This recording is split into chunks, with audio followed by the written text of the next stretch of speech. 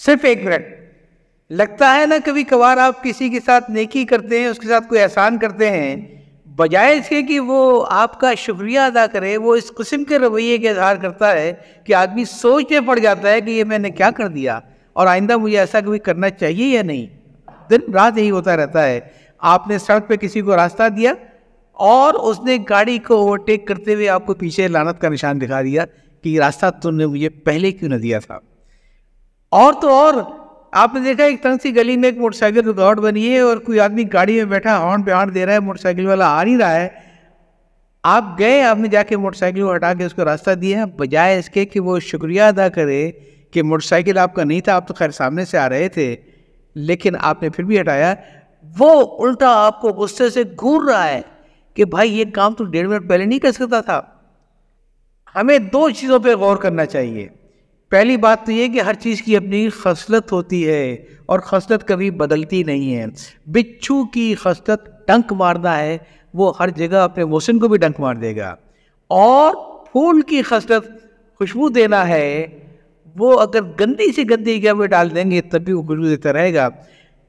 جو بیرونی ہمارے انوائرمنٹ ہوتے ہیں, جو رد عمل ہوتا ہے, اس کا اثر نہ تو بچھو کی فطرت پڑتا ہے اور نہ ہی پھول کی فطرت پڑتا ہے.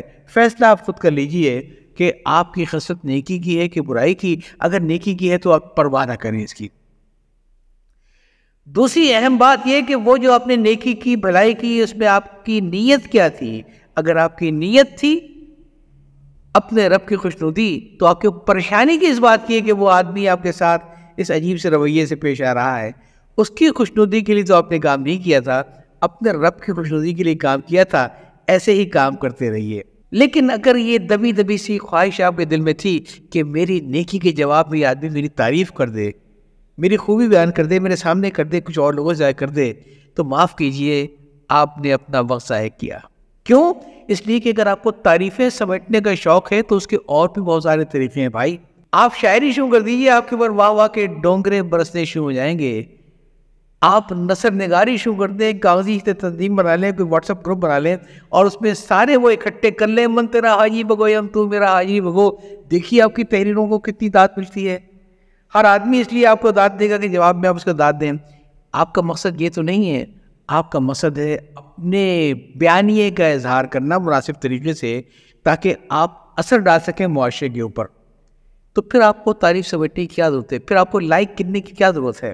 نیکی وہ ہوتی ہے جو آدمی اندر سے جس کا خود ہی لطف لے, کوئی اس کو پسند کرے یا نہ کرے.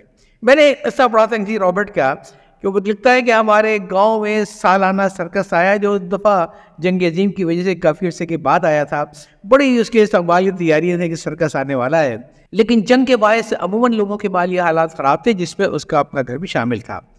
لہذا جب سرکس آیا تو ماں تو رضاکارانہ طور پہ دستبردار ہو گئی کہ دونوں چھوٹی بچیوں کی طبیعت وہاں خراب ہو جائے گی, مجھے ان کی دیکھداشت کرنی ہے, تم اپنے باپ کے ساتھ جاؤ.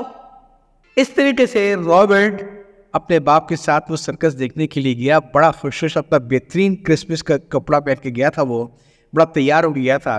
جب وہاں پہنچا تو ٹکٹ کر کے باہر اسے دیکھا کہ جو قطار لگی تھی اس میں ایک فیملی اور بھی کھڑی تھی, جس میں میاں بیوی اور 3 بچے تھے. بچے بہت ہی شوق ہو رہے تھے اس اشتیاق کے ساتھ کہ وہ سرکس میں کمالات دیکھیں گے. کسی کو کلاؤن دیکھنے کا شوق تھا, کسی کو گھوڑے کی دوڑ دیکھنے شوق تھا, اور کوئی شیروں کی باتیں کر رہا تھا. اور بیوی بڑے فخر کے ساتھ اپنے میاں کی طرف دیکھ رہی تھی کہ وہ اس کی فیملی کو کتنی خوشیاں فراہم کر رہا ہے آج. جب وہ ٹکٹ گھر پہ پہنچے اور میاں نے اپنے پیسے پکڑائے تو غالباً ہوا یہ کہ جو 3 چھوٹے بچے, اس کا خیال تھا کہ آدھا ٹکٹ لگے گا, ان کا تھا پورا ٹکٹ. لہذا ٹکٹ گھر کی لڑکی جو بیٹھی تھی اس نے کہا تھا کہ اس کے اندر $2 کم ہے. اب وہ سخت پریشان ہوا, ساری اپنی جیبیں دیکھی, بیوی کی طرف اس نے دیکھا. بیوی کو یہ معلوم تھا کہ اس کے پرس میں کچھ نہیں ہے, لیکن مصنوعی طریقے سے اس نے اپنا پرس کا تلاشی نہیں شروع کی اور کہنے لگی کہ لگتا ہے کہ میں پیسے کر چھوڑ کے آ گئی. وہ لڑکی اس نے پولائٹ طریقے سے کہا کہ دیکھیں آپ کی فیملی کے ٹکٹ میں نے الگ کر لی ہیں, کوئی پرواہ کی کوئی بات نہیں ہے, آپ اطمینان سے پیسے پورے کر کے آ جائیے اور ٹکٹ اپنے لے لیجیے مجھ سے, تاکہ میں دوسروں کو بھی ٹکٹ دے سکوں. ابھی اس گفتگو چل رہی تھی کہ رابرٹ یہ کہتا ہے کہ میں نے یہ دیکھا کہ میرے باپ نے اپنی جیب سے 5 پاؤنڈ کا ایک نوٹ نکالا اور خاموشی سے اس سرمایہ کنبہ کے سامنے جو پریشان کھڑا تھا، اپنے بچوں کے سامنے، بیوی کے سامنے اس کے پاؤں پہ ڈالا اور کندھے پہ ہلکا سا تھپتھپا کے کہا، سر مجھے لگ رہا ہے کہ جب آپ پیسے نکالے تھے آپ کی جیب سے نیچے شاید کچھ گر گیا تھا۔ اس آدمی نے جھک کے دیکھا تو 5 پاؤنڈ کا نوٹ تھا۔ سمجھ گیا، وہ نوٹ اٹھا کے کھڑا ہوا، رابرٹ کے باپ کو اس نے آنکھوں میں آنکھیں ڈال کے دیکھا، اس کی آنکھوں میں آنسو تھے، چہرے پہ مسکراہٹ تھی۔ اس نے کہا، تھینک یو سر۔ رابرٹ یہ کہتا ہے کہ اس کے ساتھ ہی میرا باپ بھی، اور باپ کے پیچھے میں بھی سرکس کی ٹکٹ کی وہ لائن چھوڑ کے باہر نکل آئے۔